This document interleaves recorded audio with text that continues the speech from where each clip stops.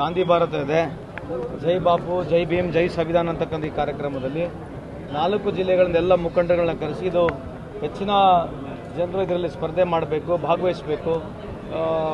ಸಂವಿಧಾನದ ಬಗ್ಗೆ, ಉಳಿವು ಬಗ್ಗೆ, ಆಮೇಲೆ ಬಾಬಾ ಸಾಹೇಬ್ ಅಂಬೇಡ್ಕರ್ ಬಗ್ಗೆ, ಮಹಾತ್ಮ ಗಾಂಧೀಜಿ ಬಗ್ಗೆ ಅವ್ರನ್ನ ಪುನಃ ಮತ್ತೆ ಅವ್ರ ಬಗ್ಗೆ ಜಾಸ್ತಿ ಅರಿವನ್ನು ಮೂಡಿಸಬೇಕಂತ ಈ ಒಂದು ಕಾರ್ಯಕ್ರಮ.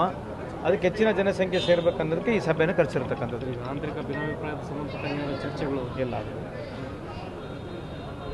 ಯಾವ ಚರ್ಚೆಗಳಾಗಿದೆ? ಆಂತರಿಕ ಭಿನ್ನಾಭಿಪ್ರಾಯ ಇಲ್ಲಿ ಯಾಕೆ ಚರ್ಚೆ ಆಗುತ್ತೆ ರೀ?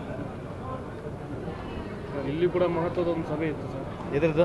ಇಲ್ಲಿ ಸುರ್ಜೇವಾಲಾ ಅದೇ ಅವರೇ ಬಂದಿರೋದು. ಅದಕ್ಕಾಗಿ ಇದು ಯಾವುದು ಆಂತರಿಕ ಸಭೆ ಬಗ್ಗೆ ಅದು ಯಾವುದು ಪ್ರಸ್ತಾವನೆ ಆಗಿಲ್ಲ, ಅದರ ಬಗ್ಗೆ ಚರ್ಚೆನೇ ಇಲ್ಲ.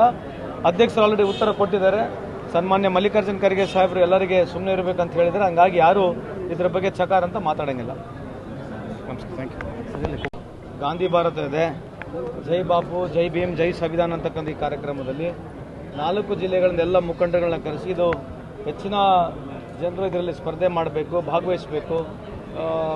ಸಂವಿಧಾನದ ಬಗ್ಗೆ, ಉಳಿವು ಬಗ್ಗೆ, ಆಮೇಲೆ ಬಾಬಾ ಸಾಹೇಬ್ ಅಂಬೇಡ್ಕರ್ ಬಗ್ಗೆ, ಮಹಾತ್ಮ ಗಾಂಧೀಜಿ ಬಗ್ಗೆ ಅವ್ರನ್ನ ಪುನಃ ಮತ್ತೆ ಅವ್ರ ಬಗ್ಗೆ ಜಾಸ್ತಿ ಅರಿವನ್ನು ಮೂಡಿಸಬೇಕಂತ ಈ ಒಂದು ಕಾರ್ಯಕ್ರಮ. ಅದಕ್ಕೆ ಹೆಚ್ಚಿನ ಜನಸಂಖ್ಯೆ ಸೇರಬೇಕನ್ನೋದಕ್ಕೆ ಈ ಸಭೆಯನ್ನು ಕರೆಸಿರ್ತಕ್ಕಂಥದ್ದು. ಆಂತರಿಕ ಭಿನ್ನಾಭಿಪ್ರಾಯದ ಸಂಬಂಧಪಟ್ಟ ಚರ್ಚೆಗಳು ಎಲ್ಲ ಯಾವ ಚರ್ಚೆಗಳಾಗಿದೆ? ಆಂತರಿಕ ಭಿನ್ನಾಭಿಪ್ರಾಯ ಇಲ್ಲಿ ಯಾಕೆ ಚರ್ಚೆ ಆಗುತ್ತೆ ರೀ? ಇಲ್ಲಿ ಕೂಡ ಮಹತ್ವದ ಒಂದು ಸಭೆ ಇತ್ತು ಸರ್. ಎದ್ರದ್ದು? ಇಲ್ಲಿ ಸುರ್ಜೇವಾಲಾ ಅದೇ ಅವರೇ ಬಂದಿರೋದು. ಅದಕ್ಕಾಗಿ ಇದು ಯಾವುದು ಆಂತರಿಕ ಸಭೆ ಬಗ್ಗೆ ಅದು ಯಾವುದು ಪ್ರಸ್ತಾವನೆ ಆಗಿಲ್ಲ, ಅದರ ಬಗ್ಗೆ ಚರ್ಚೆನೇ ಇಲ್ಲ.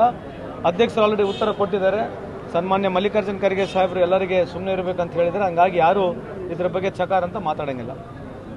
ನಮಸ್ಕಾರ, ಥ್ಯಾಂಕ್ ಯು.